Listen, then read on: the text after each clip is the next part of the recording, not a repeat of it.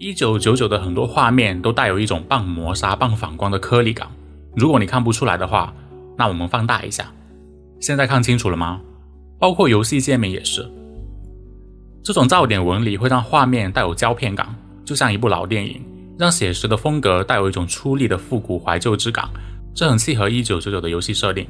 但除此之外，我相信应该会有不少人觉得这个纹理很眼熟，特别是如果你经常买杂志的话。没错，就是哑光铜版纸，一种经常用于高端杂志和摄影机的印刷材质。1999这个游戏里有大量的细节表明它在模仿一种实体出版物的效果。大家好，这里是蒙达里昂，今天我们聊聊重返未来1999的设计语言。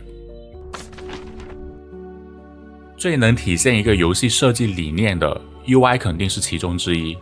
1999的 UI 里有很多跟书籍有关的细节，其中最直观的就是音效。我们先来听一下游戏里的 UI 操作音效。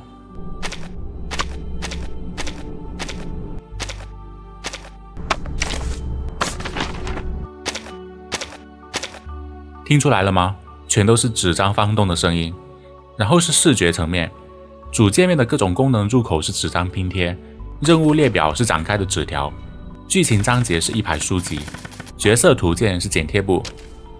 角色界面是卡片。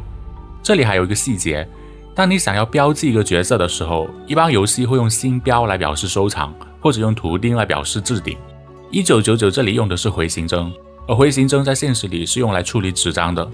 然后还有功能按钮的图标，几乎所有的功能按钮都只有线条和几何形状，你见不到任何立体化的设计，连阴影都用得很克制，配合上各种纸张的背景，就很有钢笔手绘的感觉。还有很多细节我没能一一讲出来，你去把这个游戏的各个界面翻一遍，你就能感受到纸张这个概念究竟有多强烈。其中一个我很喜欢的界面就是好友聊天的这个界面，这张泛黄色的背景加上噪点纹理模拟的纸张纤维感，就很有手写信纸的感觉。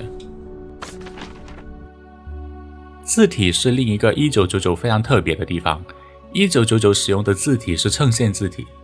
这种字体更常见于纸质出版物。目前大部分的游戏，甚至可以说大部分的数字媒体，都会倾向用非衬线字体，也就是笔画不太修饰的平直字体。这种字体最大的好处就是易读性高，因为数字媒体信息量巨大，屏幕分辨率不统一，且观众注意力短暂，使用非衬线字体是最安全的选择。而衬线字体通常你只能在标题之类的地方看到它，很少在正文大量的使用。但纸质出版物则不一样，纸张的阅读友好度比电子屏幕要高，油墨印刷可以清晰地显示衬线，而且阅读纸质书的人通常耐心也会高一点，所以它可以大量的使用衬线字体。而使用衬线字体的好处非常直接，那就是好看。相较于线条均匀的非衬线字体，衬线字体的笔画变化和细节让文字更精致，更具人文气息和书卷感。当今数字媒体的很多设计都是审美让渡于功能性，1999选择了审美，他们选择了让自己看起来更像一本纸质书，一本精致优雅的阅读物。但他们也解决了功能性问题。前面讲的噪点纹理，这种柔和的颗粒感结合复古的色调，模仿了纸张对光线的散射，能有效降低视觉疲劳，提高衬线字体的阅读舒适度，同时增强整个画面的色彩深度，让画面细节看起来更浓郁、更深邃、更有质感，让你感觉你不是在对着一个电子屏幕，而是真的捧着一本实体书籍在阅读。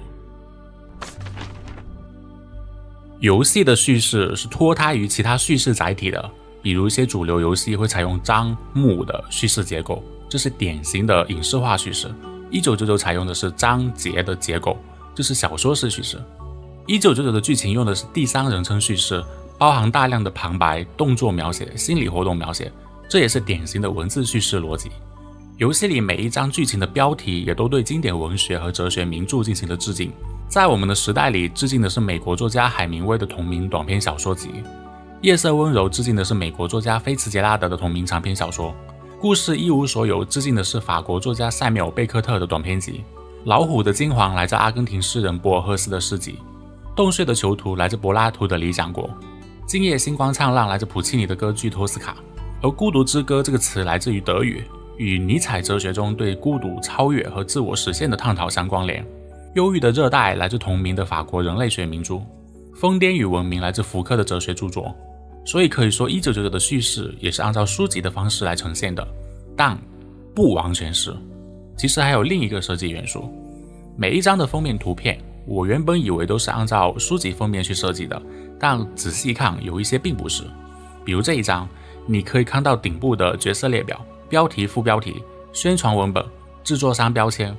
这是典型的电影海报的设计形式。这里还有个细节，前面展示的各个 UI 界面的操作音效基本都是纸张的声音，但这个界面有一个很特别的声音，就是当你拖动这一排图片的时候，这个声音有点像那种老式胶片电影放映机的声音，而且当你拉到底的时候，还有一个沉闷的咚咚的声音。这个很像是胶卷放完，胶片卷轴拉着供片盘和收片盘撞击放映机的那个声音。图标的设计就更直接了，主线的图标是门票，活动剧情是场记版，角色意识是胶片。如果说主线致敬的都是书籍，那版本活动就有致敬电影的了，比如 1.2 的恐怖片， 2.4 的海上钢琴师。所以叙事这个层面其实用了书籍加电影两个设计元素。所以1999为什么要把自己做成书籍印刷品的观感以及结合电影元素呢？我觉得是出于对审美和调性的追求。1999一直强调复古这个概念，而真正的复古并不只是把东西做旧，而是从精气神上还原你对旧时代的感知。数字时代的人们最需要的复古或许是物理触感。把游戏做成印刷品和胶片电影的观感，唤起了数字时代的人们对物理媒体的怀旧感，把内容置于一个熟悉的具备触感的现实里，使其更有亲和力，更有温度。抛开1999作为一个游戏的层面，哪怕只是作为一本电子艺术画册，我也会把它装在手机和电脑里，就像你珍藏在书架上的精美书籍一样，随时可以翻阅欣赏它所构建的这个充满独特质感的世界。